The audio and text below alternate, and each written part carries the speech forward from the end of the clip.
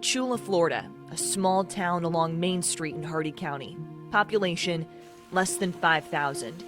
Kayla Nix and Drew Schock grew up here and reconnected 5 years ago after what began as a high school friendship. They soon decided to have kids and raise their children where they had roots.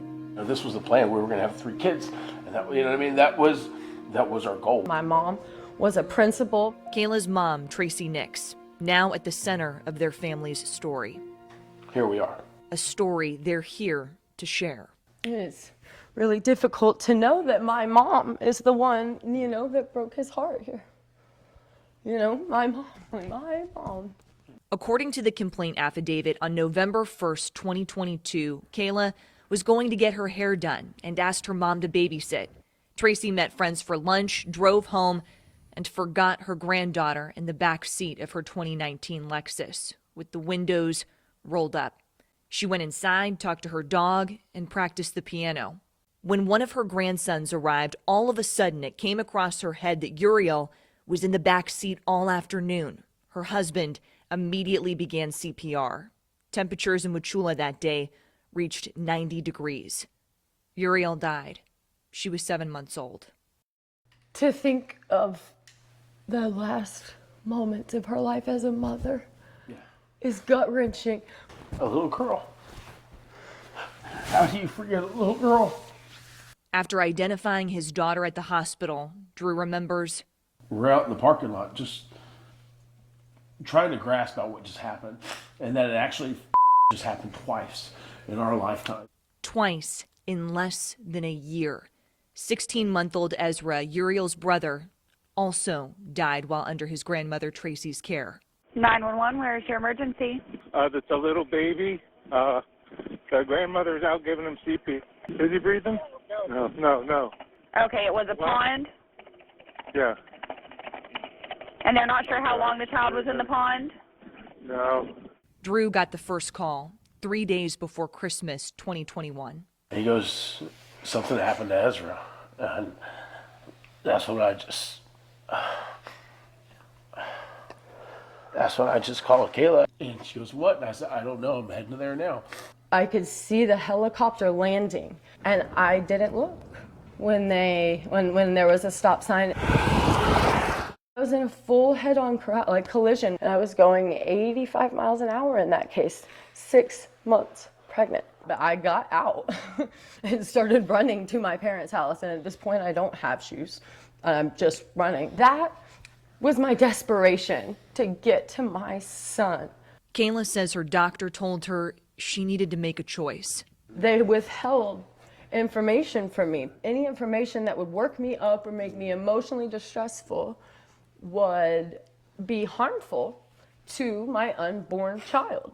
And I knew in that moment that as much as I loved him, that she was a real life and she was coming, and it would be wrong of me to lose it over him and hurt her and take her. Kayla and Drew had never seen the incident report, detailing how Ezra drowned in a nearby pond the afternoon his grandmother fell asleep.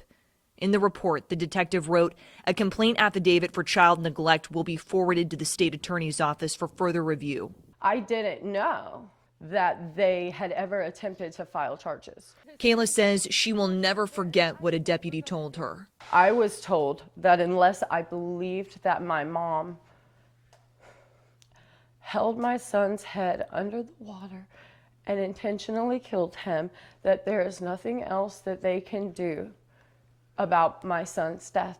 In a statement, the state attorney's office said, in cases involving the accidental drowning of a toddler, Florida appellate courts have stated that a one-time lapse of judgment would not establish culpable negligence of the caretaker. His story has gotten lost in hers. After the death of Ezra, your son, did you trust your mom? No. No, we didn't trust her at all. Like I said, that's why we never let Asher go over there.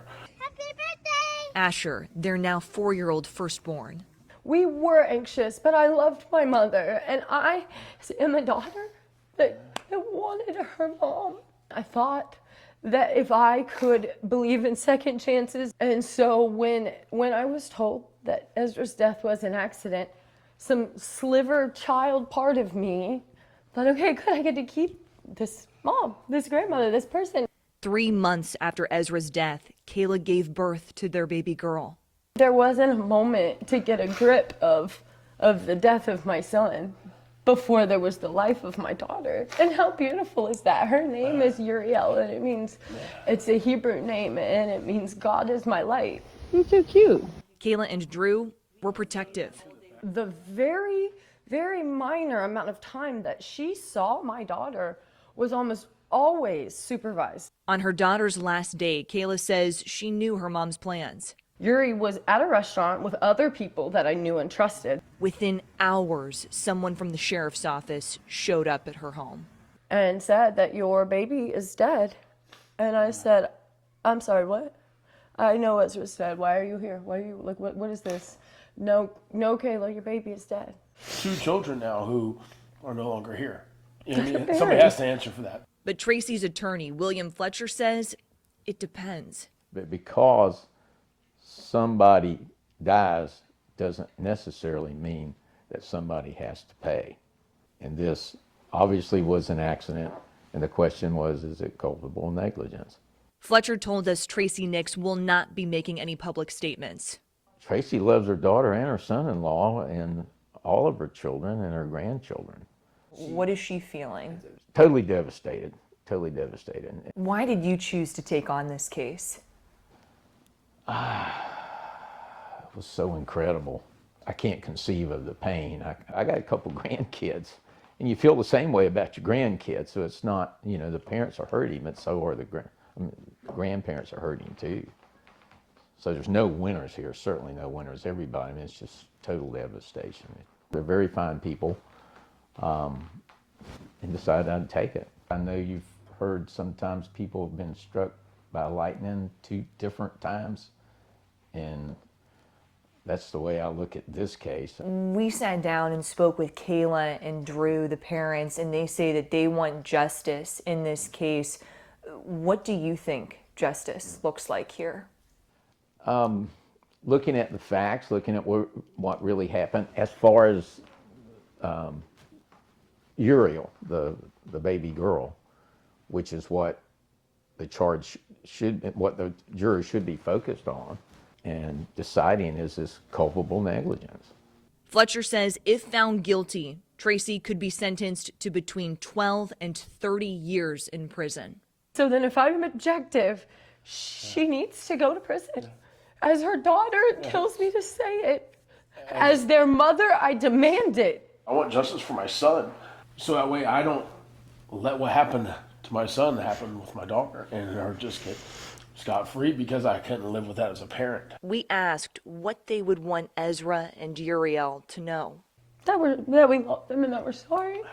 Because they were beautiful children and they were taken by somebody that we believed was worthy of trust. The pretrial hearing is scheduled for March 28th in Hardee County with photojournalist Randy Wright. I'm my team investigator Kylie McGivern taking action for you.